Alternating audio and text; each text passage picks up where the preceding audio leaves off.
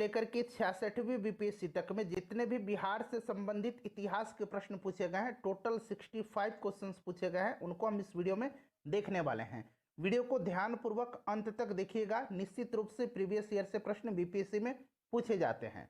पहला प्रश्न देखिए, पहला प्रश्न पूछा गया है कि जैन धर्म के प्रवर्तक महावीर जी का मोक्ष स्थान कहाँ स्थित है।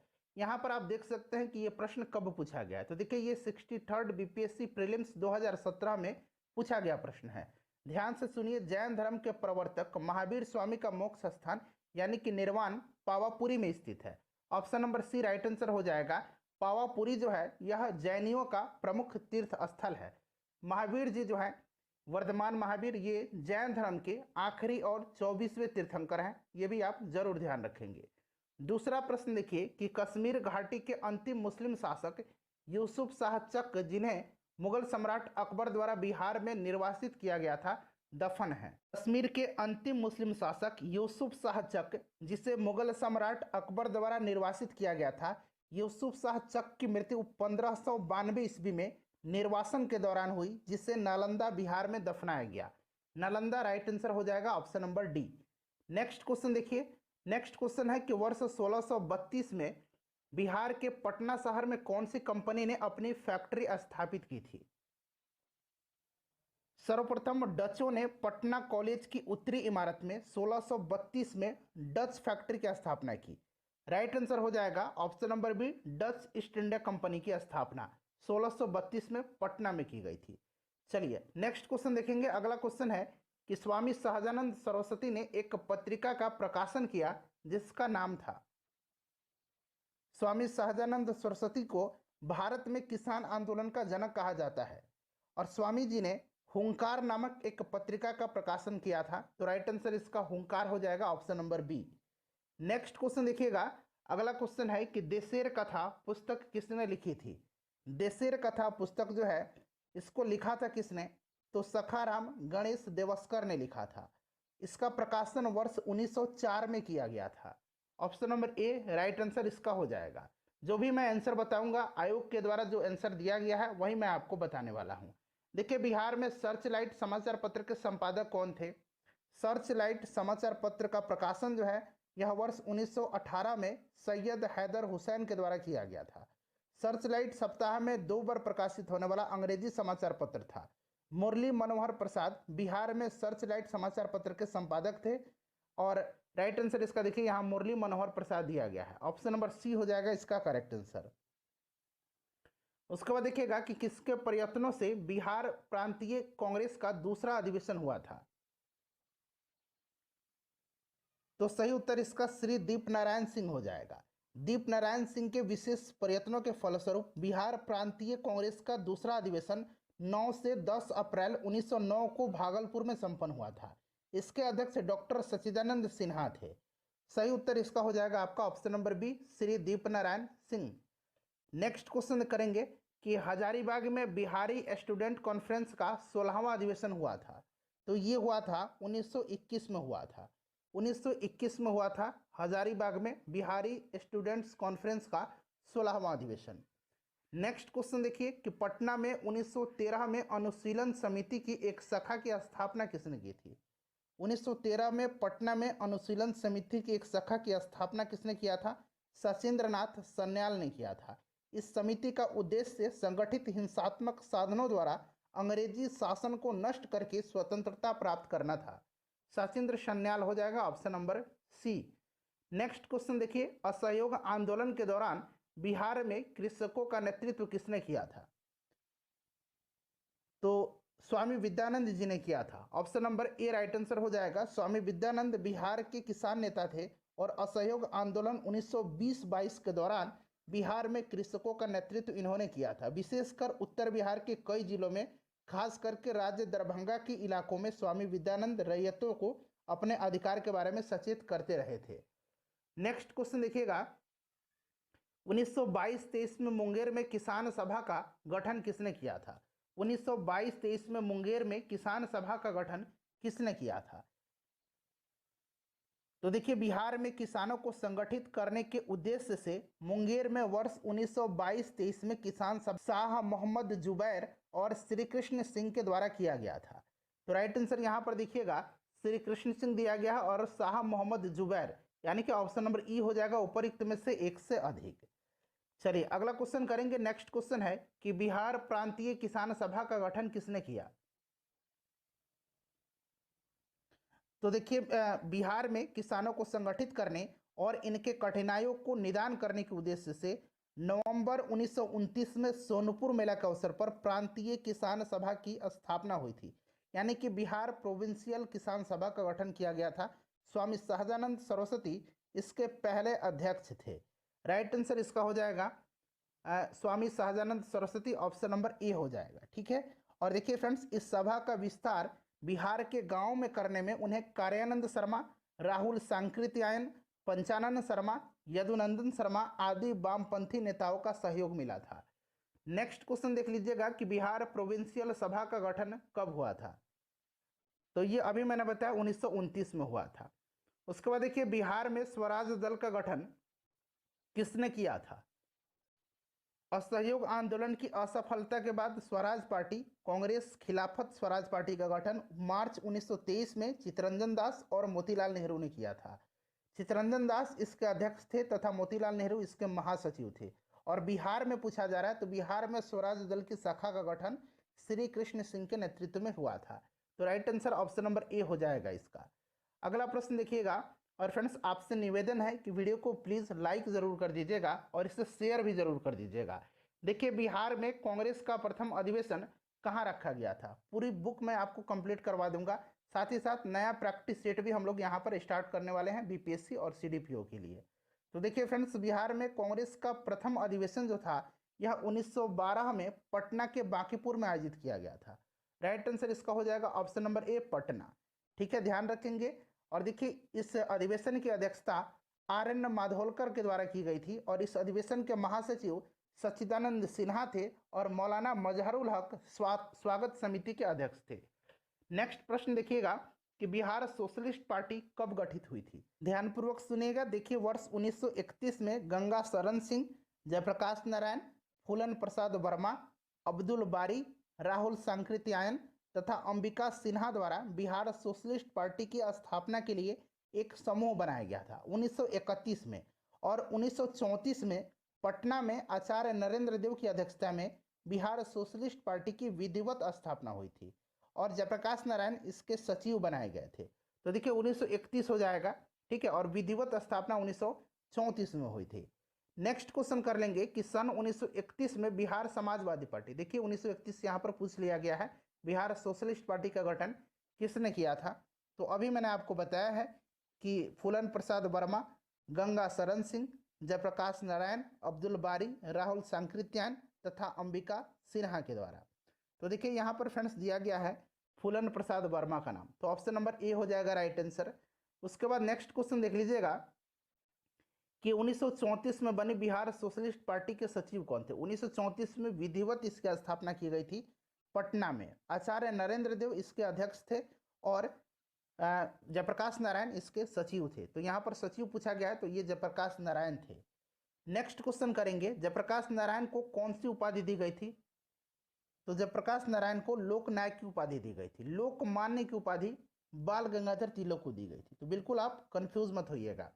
उसके बाद देखिएगा कि बिहार में भारतीय संविधान सभा के सदस्य कौन थे। देखिए फ्रेंड्स, आपको याद होगा कि 9 दिसंबर 1946 को संविधान सभा का गठन हुआ था और पहली बैठक हुई थी।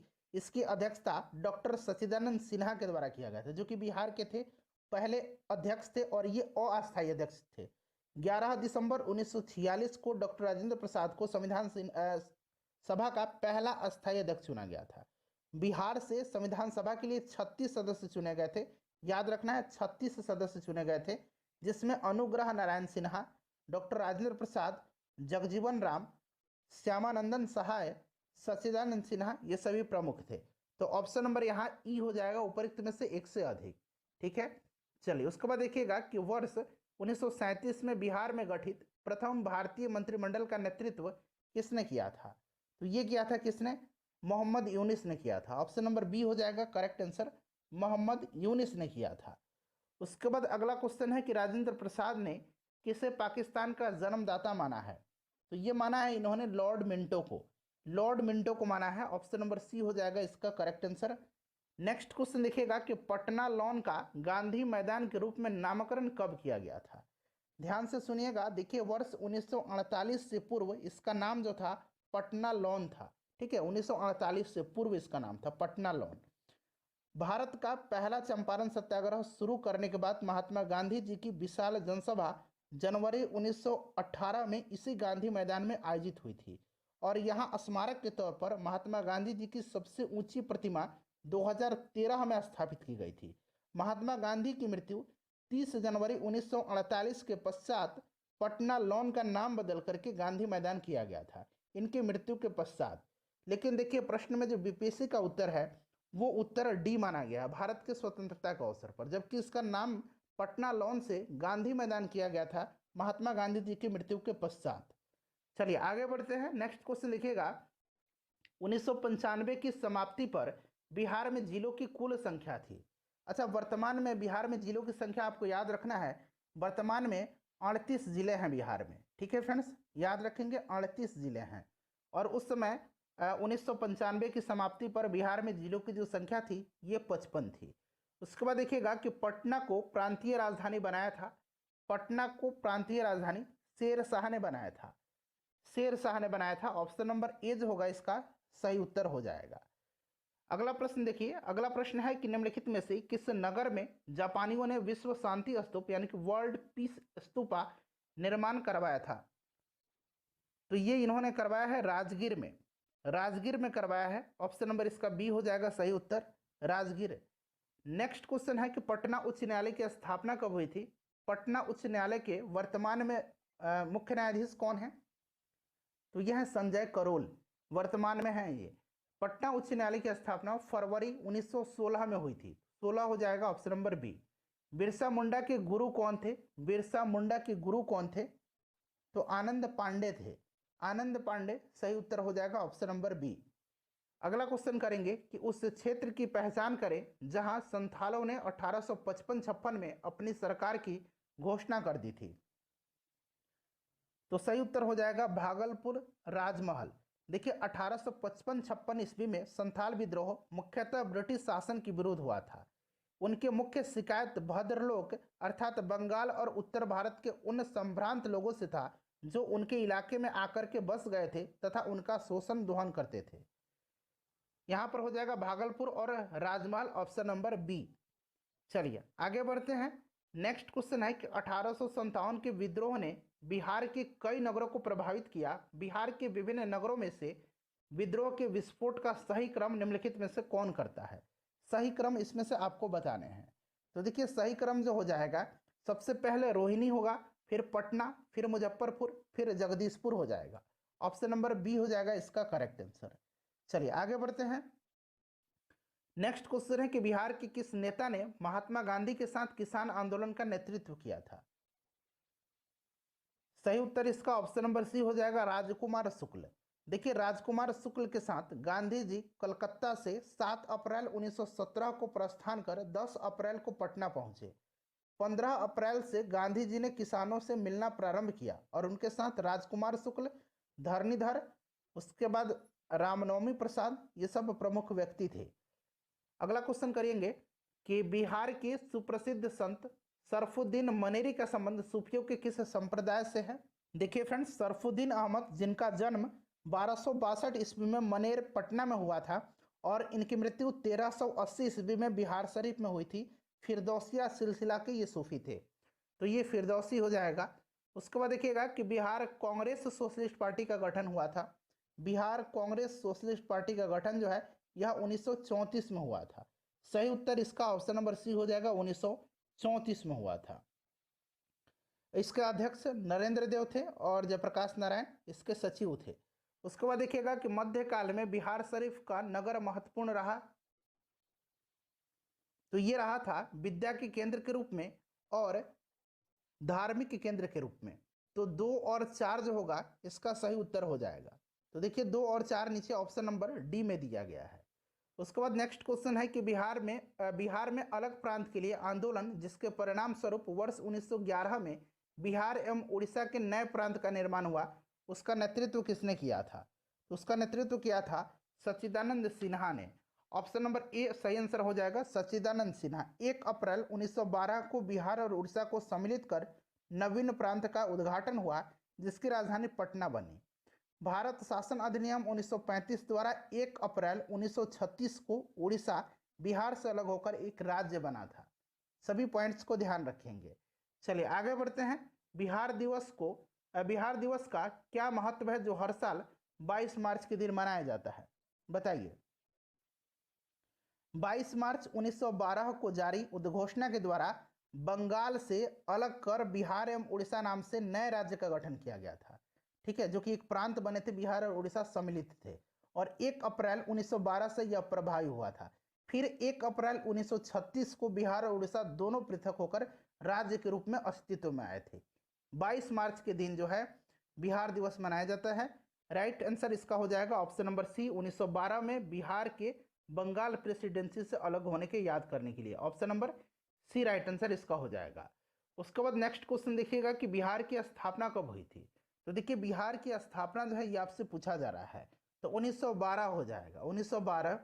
उसके बाद देखिए आधुनिक बिहार का निर्माता किसे माना जाता है, आधुनिक बिहार का निर्माता। तो अभी हम लोगों ने देखा कि सच्चिदानंद सिन्हा के नेतृत्व में जो है सच्चिदानंद सिन्हा के नेतृत्व में बिहार जो है, बिहार और उड़ीसा ये नए प्रांत बने थे। तो ये आपका सच्चिदानंद सिन्हा हो जाएगा। बिहार कब भारत में एक स्वतंत्र प्रदेश बना था, सही उत्तर देखिए बिहार कब भारत में एक स्वतंत्र प्रदेश बना था, तो ये 1912 में बना था। नेक्स्ट क्वेश्चन करिएगा कि एक भारतीय राज्य के रूप में बिहार बना था। अब देखिए एक भारतीय राज्य यहाँ पर पूछ लिया गया है, तो राज्य के रूप में जो है बिहार और उड़ीसा अस्तित्व में आए थे 1 अप्रैल 1936 को, तो 1936 हो जाएगा इसका सही आंसर। अगला क्वेश्चन देखिए कि किस वर्ष उड़ीसा बिहार से पृथक हुआ था, तो 1936 को हुआ था। ऑप्शन नंबर सी हो जाएगा। किस अधिनियम के तहत बिहार एक अलग राज्य बना था, तो बिहार एक अलग राज्य भारत सरकार अधिनियम 1935 के तहत बना था। ऑप्शन नंबर ए हो जाएगा सही उत्तर इसका। बिहार बंगाल से कब अलग हुआ था, बिहार बंगाल से अलग हुआ था लेकिन बिहार में उड़ीसा सम्मिलित था, 1912 में हुआ था। अगला क्वेश्चन देखिएगा कि बिहार बंगाल से पृथक कब हुआ था। यह प्रश्न देखिए 2 बार पूछा गया है, एक तो यहाँ पर 42वें में पूछा गया है, फिर 39वें में पूछा गया है। तो ये आपका हो जाएगा 1912 में।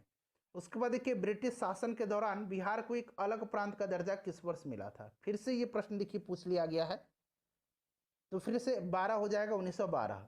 उसके बाद देखिएगा कि बिहार और बंगाल में भूमि कर किराएदारों के अधिकार को बंगाल किराएदारी अधिनियम द्वारा कब स्वीकार किया गया, तो 1885 के द्वारा जो है बंगाल किराएदारी अधिनियम 1885 के द्वारा बंगाल और बिहार में भूमि पर किराएदारों के अधिकार को स्वीकार किया गया। इस अधिनियम को बनाने का मुख्य उद्देश्य जमींदार काश्तकार के भूमि से संबंधित प्रथागत अधिकारों की प्रख्यापित करना था। तो ये आपका हो जाएगा 1885। उसके बाद देखिए 1908 के छोटा नागपुर कास्त अधिनियम ने रोक लगाई, तो इसने बेठ बेगारों पर रोक लगा दिया। सही उत्तर हो जाएगा ऑप्शन नंबर इसका सी। नेक्स्ट क्वेश्चन देखिए कि छोटा नागपुर काश्तकारी कानून कब पारित हुआ। छोटा नागपुर काश्तकारी कानून जो है यह 1908 में पारित हुआ, 1908। अगला प्रश्न जो हम लोगों ने किया था यहाँ पर देखिए 1908 की छोटा नागपुर काश्तकारी अधिनियम, वही प्रश्न पूछा गया है कि छोटा नागपुर काश्तकारी कानून कब पारित हुआ, तो 1908 में। मूल रूप से बिहार शब्द का अर्थ क्या है, तो बिहार शब्द का जो अर्थ होता है ये आपसे पूछा गया है, तो ये बौद्ध मठ हो जाएगा। इसमें से देखिए बौद्ध मठ हो जाएगा इसका करेक्ट आंसर। 1866-67 के नील खेतिहरों के बिहार में हुए विद्रोह क्षेत्र की पहचान करें, तो ये कहां पर है, तो चंपारण एवं मुजफ्फरपुर हो जाएगा। ऑप्शन नंबर इसका डी हो जाएगा सही उत्तर। अगला क्वेश्चन देखिएगा कि राजकुमार शुक्ल किस गांव के निवासी थे। राजकुमार शुक्ल के बारे में आपको पता है, इन्होंने ही गांधी जी को चंपारण आने के लिए निमंत्रित किया था और ये मुरली भरहरवा के थे। ऑप्शन नंबर ए राइट आंसर हो जाएगा। उसके बाद देखिएगा कि किसने दुखी आत्मा, दुखी हृदय जैसे छद्म नामों के तहत लिख करके चंपारण के किसानों की दुर्दशा पर प्रकाश डाला है, तो ये थे पीर मोहम्मद मुनीस। ऑप्शन नंबर ए हो जाएगा राइट आंसर, पीर मोहम्मद मुनीस, ध्यान रखेंगे। नेक्स्ट क्वेश्चन देखिएगा कि इनमें से कौन बिहार का या बिहार के किसान नेता थे। तो देखिए स्वामी विद्यानंद थे, स्वामी शाहजानंद थे। तो 1 और 2 जो होगा इसका करेक्ट आंसर हो जाएगा। उसके बाद अगला क्वेश्चन है कि चंपारण में गांधी जी को आमंत्रण किसने दिया था? तो अभी मैंने बताया कि राजकुमार शुक्ल ने दिया था। उसके बाद देखिए 1830 के दशक में पटना नगर केंद्र था, तो ये बहावी आंदोलन का केंद्र था। 1830 के दशक में सैयद अहमद के पटना यात्रा के समय पटना बहावी आंदोलन का प्रमुख केंद्र बन गया। तो ये बहावी आंदोलन, देखिए बहावी आंदोलन मूलतः अरब में प्रारंभ हुआ था। इसके आदि प्रवर्तक का नाम अब्दुल वहाब था, ठीक है, इसी के नाम पर इसका नाम बहावी आंदोलन पड़ा। उसके बाद देखिए भागलपुर में नमक सत्याग्रह का नेतृत्व किसने किया था? भागलपुर में नमक सत्याग्रह का नेतृत्व 12 मार्च 1930 को महात्मा गांधी जी के नेतृत्व में सविनय आंदोलन शुरू किया गया था, दांडी यात्रा आपको याद होगा। और बिहार में नमक सत्याग्रह का प्रारंभ 15 अप्रैल 1930 में चंपारण एवं सारण जिलों में नमकीन मिट्टी से नमक बनाकर के किया गया। भागलपुर में नमक सत्याग्रह का नेतृत्व महादेव लाल सराफ, दीप नारायण सिंह, रामेश्वर नारायण अग्रवाल, कैलाश बिहारी लाल और जहरुल हसन हाशमी ने किया था। तो राइट उत्तर इसका यहाँ पर देखिए महादेव लाल सराफ दिया गया है, ठीक है। बाकी नाम भी याद रखना है आपको, दीप नारायण सिंह, उसके बाद रामेश्वर नारायण अग्रवाल, कैलाश बिहारी लाल, जहरुल हसन हाशमी। आगे बढ़ते हैं, निम्नलिखित में से किस नगर में सूर्य मंदिर स्थित है? सूर्य मंदिर जो है यह स्थित कहाँ पर है ये पूछा गया है। तो सूर्य मंदिर जो है यह बिहार का प्रसिद्ध सूर्य मंदिर देव में स्थित है। सही उत्तर इसका ऑप्शन नंबर सी हो जाएगा, देव में है। उसके बाद देखिए 1930 और 32 में बरही कांग्रेस ने सफलतापूर्वक अंग्रेजी हुकूमत को किस जिले से नाकाम कर दिया था? बताइए। तो ये आपका हो जाएगा मुंगेर में, ऑप्शन नंबर डी हो जाएगा सही उत्तर इसका। उसके बाद देखिएगा कि इनमें से किसने बिहार में पहले कांग्रेस मंत्रिसभा का नेतृत्व किया था? तो ये किया था श्री कृष्ण सिंह ने, ऑप्शन नंबर यहाँ पर डी हो जाएगा राइट आंसर। उसके बाद नेक्स्ट क्वेश्चन देखिए कि बिहार के प्रथम मुख्यमंत्री कौन थे? तो बिहार के प्रथम मुख्यमंत्री थे Shri Krishna Singh, option number A हो जाएगा सही उत्तर। उसके बाद देखिए और ये मुख्यमंत्री रहे थे कब से कब तक? तो 1946 में श्री कृष्ण सिंह बिहार के मुख्यमंत्री बने थे और 61 तक मृत्युपरांत जो है यह इस पद पर रहे थे। और 1937 के प्रथम कांग्रेस मंत्रिसभा में यह बिहार के मुख्यमंत्री बने थे, 1937 में भी, फिर 1946 में बने और 61 तक अपने मृत्यु तक ये रहे थे। सन 1939 में बिहार में अंबारी सत्याग्रह का नेतृत्व किया था। अंबारी सत्याग्रह का नेतृत्व राहुल संकृत्यायन ने किया था, राहुल संकृत्यायन हो जाएगा। उसके बाद देखिए किस वर्ष झारखंड राज्य अस्तित्व में आया था? तो ये 15 नवंबर सन 2000 को आया था, 15 नवंबर 2000 को याद रखेंगे। उसके बाद देखिए बलदेव सहाय ने महाधिवक्ता के पद से त्यागपत्र कब दिया था? तो फ्रेंड्स इन्होंने 1942 में दे दिया था। भारत छोड़ो आंदोलन के समय इन्होंने जो है पद से त्यागपत्र दे दिया था। ऑप्शन नंबर ए जो होगा इसका सही उत्तर हो जाएगा, ध्यान रखेंगे। चलिए आगे बढ़ते हैं। नेक्स्ट क्वेश्चन है कि रामविलास पासवान ने अपना राजनीतिक सफर किस राजनीतिक दल से प्रारंभ किया था? तो इन्होंने संयुक्त सोशलिस्ट पार्टी से, ठीक है, संयुक्त सोशलिस्ट पार्टी के सदस्य के रूप में इन्होंने शुरू किया था। 1969 में ये विधायक बने थे। उसके बाद अगर हम बात करें फ्रेंड्स तो 1989 में जनता दल से हाजीपुर लोकसभा में यह रिकॉर्ड मतों से जीते थे और 8 अक्टूबर 2020 को इनका निधन हो गया। तो सही उत्तर इसका हो जाएगा ऑप्शन नंबर सी, संयुक्त सोशलिस्ट पार्टी से। चलिए आगे बढ़ते हैं। नेक्स्ट क्वेश्चन है और आखिरी क्वेश्चन है आज का कि बिहार के राजनीतिज्ञ स्वर्गीय रघुवंश नारायण सिंह पहली बार लोकसभा के लिए निर्वाचित हुए थे। तो पहली बार ये 1996 में यह वैशाली से 11वीं लोकसभा के लिए चुने गए थे। सही उत्तर इसका हो जाएगा 11वीं लोकसभा, ऑप्शन नंबर बी सही।